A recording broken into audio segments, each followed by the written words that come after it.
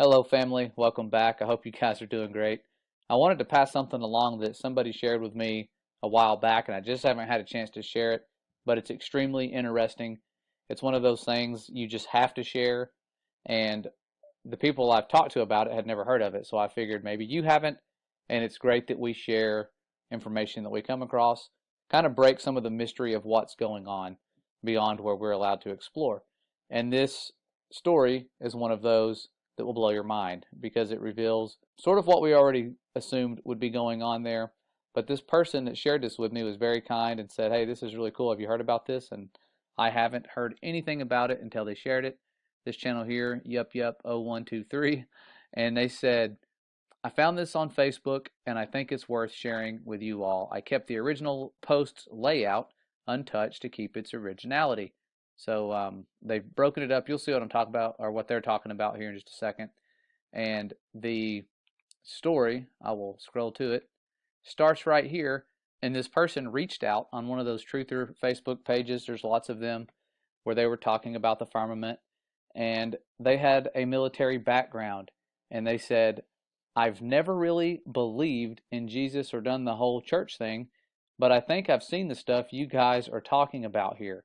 I just didn't know what it was at the time." This person was in the Army from 1997 to 2000, and they said, "I was sent to McMurdo Station in Antarctica. I was a helicopter mechanic and a crew chief, and they had volunteer tours open for guys to go there and work on the helicopters there. When they asked for volunteers," sorry, there's some typos here. I'll try to read it and say what I believe they were trying to say. But it says, when they asked for volunteers, a bunch of us applied, but only me and one other guy got accepted. The application process had a bunch of questionnaires that we had to fill out, and we had to sit for a bunch of one-on-one interviews. It was mostly just a bunch of questions about what our interests and beliefs were. It's weird that they would ask about their beliefs. I was sent to McMurdo Research Station in August of 1998. When we weren't busy de-icing the aircraft and working on them, we had time to hang out with the scientists at the research station. The military unit attached to McMurdo was small, and we didn't have our own separate facilities. We didn't have a PX or a media center. There was no chapel or chaplain, and we didn't have our own separate mailroom. We just had to share the same facilities with the scientists and researchers, so over time I got to be friends with a few of them. They had two different kinds of ice they worked on and studied. This is where it gets interesting. One kind of ice was the normal kind that we've all seen. They took cores of it out of boreholes in the ground. Just like normal ice, it was mostly clear and sometimes white, and it would melt into liquid water if it got warm. The whole area of Antarctica is covered in this kind of ice. But that wasn't their main kind of ice. The only time I ever saw them actually studying normal ice was when a film crew from National Geographic came by. The rest of the time, which was most of the time, the scientists were studying something they called sky ice. This stuff was totally different. We were never allowed to go into the laboratory areas of the station because the labs had to be kept super clean, and they said it would mess up their work if they risked letting too many people in the lab. But one time, one of the researchers that I was friends with showed me a piece of sky ice. You couldn't touch the stuff with your bare hands because it was so cold. And it wasn't clear or white like normal ice. It was solid blue. He said that's why they call it sky ice, because it was the exact same color as the sky. We had to wear thick, heavy going outside gloves to handle it. The stuff was so cold, it would instantly freeze your skin if you touched it. I don't remember what the temperature he said it was, but it was something like hundreds of degrees below zero, way colder than the normal ice that was outside. He had to carry it in a metal bottle that was kind of like a thermos. He let me play with the piece of it for a while. It felt lighter than a piece of normal ice of the same size, like it wasn't very heavy at all. It almost felt like you could throw it up in the air and it would just float back down. But I didn't try that. And it was also a little flexible when I tried to bend it. It didn't break like normal ice would. And even for a small piece, you could see through it. It was solid blue right from the surface. And here's the really weird part. It didn't melt into water. When it got warm, because we had it inside, it just started to shrink. It got smaller and smaller, but my glove never got wet. And there was no water on the floor. The stuff just turned into thin air when it got warm and vaporized. He said that was the reason why they had to study the stuff right there in Antarctica. You couldn't take the sky ice back to America to study it because it was almost impossible to keep it cold enough during transit. And then they shared a verse right here where it says, "And above the firmament that was over their heads was the likeness of a throne, as the appearance of a sapphire stone. And upon the likeness of the throne was the likeness as the appearance of a man above upon it." And then we continue off where it says it would always vaporize into air and you'd have nothing left when you got back to the US, he said. Russian scientists had discovered the same problem when they tried to take the ice back to Russia. So that was why they all had research stations in Antarctica. After maybe 15 minutes of handling the piece of sky ice, it was almost completely gone.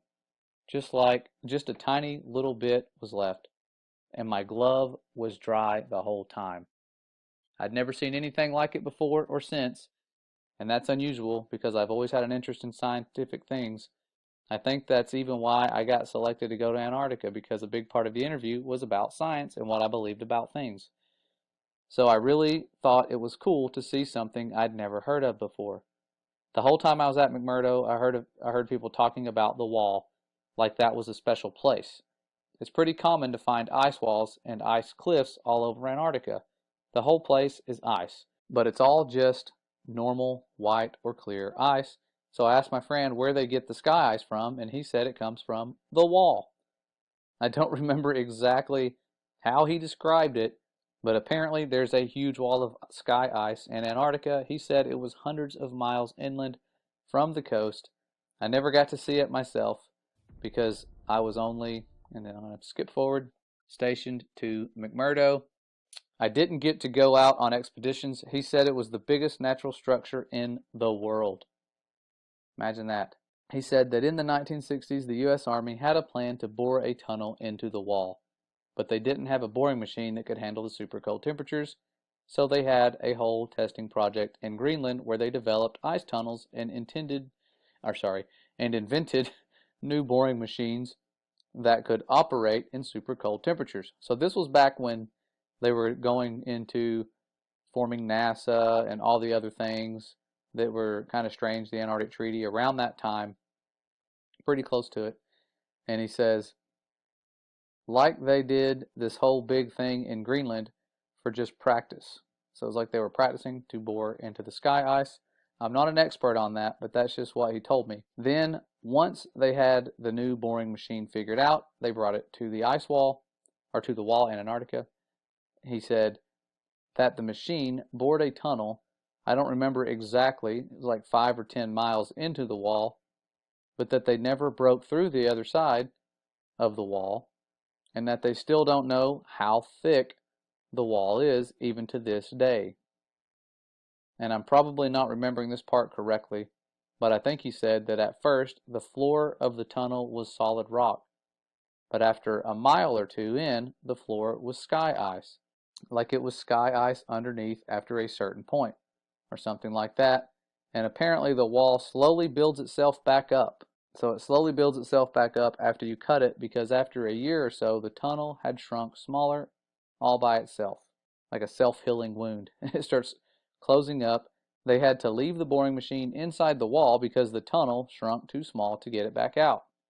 And after a few decades, the tunnel was completely gone, like the part of the wall was solid again.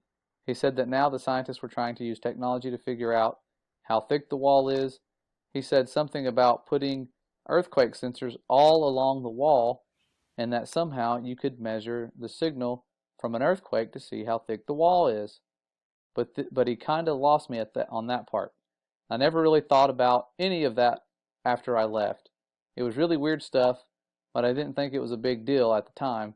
But then a few weeks ago, I saw a map of the wall in Antarctica, except the map was all flat and crazy looking, and it showed the wall going all the way up over the whole Earth. So since then, I've been trying to learn more about the sky ice that I saw and the wall that I heard about, but I can't find anything at all. So now I'm really wondering if there could be a connection here. And that's how I found this group. So I hope that maybe some part of my experience will help someone figure something out. Well, thankful to that person. If they were telling the truth, that is some very interesting information given what we know surrounds us.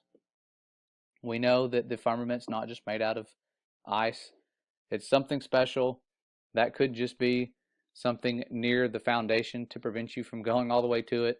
The Father's design is very complex, and he has foreknowledge. He knows what mankind's going to try to do. Those little nuclear bombs they shot at the firmament was nothing to the firmament. They can't break it. They've tried. If they could, they would, but they can't. And this is just one of those stories that confirms a lot of what I had assumed would be going on.